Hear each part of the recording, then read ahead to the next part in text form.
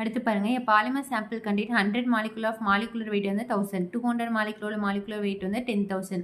What is it's number average molecular weightன்னு கேட்டிருக்காங்க. நான் இங்கே சப்ஸ்டியூட் பண்ணி ஆன்சர் போட்டிருக்கேன். ஆன்சர் வந்து 7000. அதுக்கடுத்து ப்ரிடிக்ட் த ஃபாலோயிங் ப்ராடக்ட் கேட்குறாங்க. மேஜர் ப்ராடக்ட் கேட்குறாங்க. இதில் மைனர் ப்ராடக்ட்டும் உண்டு, மேஜர் மட்டும் நான் போட்டிருக்கேன். இப்போ வந்து பாருங்களேன், இந்த மாதிரி இருக்கனால இது வந்து நம்ம வந்து சிங்கிள் பாண்டை வந்து நம்ம ரொட்டேட் பண்ணி சிஸ்ஸாக மாற்றினா வந்து ஸ்டேபிளாக இருக்காது. ஏன்னா இது வந்து பல்கி குரூப்பாக இருக்கனால ஸ்டேபிளாக இருக்காது. அதோடு வந்து 2+2 வந்து சைக்ளோ அடிஷனும் வந்து இது எலக்ட்ரோசைக்கிளிக் ரியாக்ஷனும் போகாது ஸ்டெரிக் ஹிண்டன்ஸ்னால. ஸோ இது எதுக்கு போகுது அப்படின்னா ஃப்ரீ ரேடிக்கல் மெக்கானிசம் போகுது. ஸோ ஃபஸ்ட்டு வந்து இது வந்து இந்த மாதிரி ரேடிக்கலாக பிரேக் ஆகுது.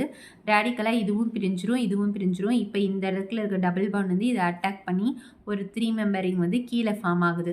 அதுக்கடுத்து என்ன ஆகுது அப்படின்னா இந்த இடத்துல 2 ரேடிக்கல் வந்து இருக்கும் இல்லைங்களா, அதில் ஒரு ரேடிக்கலும் இந்த ரேடிக்கலும் சேர்ந்து இந்த மாதிரி ஃபார்ம் ஆகுது. ஸோ நமக்கு பி தான் கரெக்ட் ஆன்சர். அப்புறம் ஸ்டாண்டர்ட் டீவியேஷனும் மீனையும் ரிலேட் பண்ணுற ஈக்குவேஷன் வந்து பார்த்திங்கன்னா இதுதான். அக்கார்டிங் டு HSAB ஹார்டு ஸ்பீசிஸாக இருந்துச்சுன்னா ஹோமோலூமோ கேப் வந்து ஹையாக இருக்கும். சாஃப்ட் ஸ்பீசிஸாக இருந்துச்சுன்னா ஹோமோலூமோ கேப் வந்து கம்மியாக இருக்கும். So 1 and 4 is the correct answer. அப்புறம் எலக்ட்ரான் ட்ரான்ஸ்ஃபர் ரியாக்ஷன் வந்து கோபால் காம்ப்ளெக்ஸஸில் வந்து ஸ்லோவாக இருக்குது, அயன் காம்ப்ளெக்ஸில் வந்து ஃபாஸ்ட்டாக இருக்குன்னு சொல்லியிருக்காங்க. அதுக்கடுத்து கோபால் வந்து லோ ஸ்பின்னாக இருந்தாலும் ஹை ஸ்பின்னாக இருந்தாலும் 3+2+ ரெண்டுலேயுமே வந்து லோ ஸ்பின்னாக தான் இருக்குங்கிறாங்க.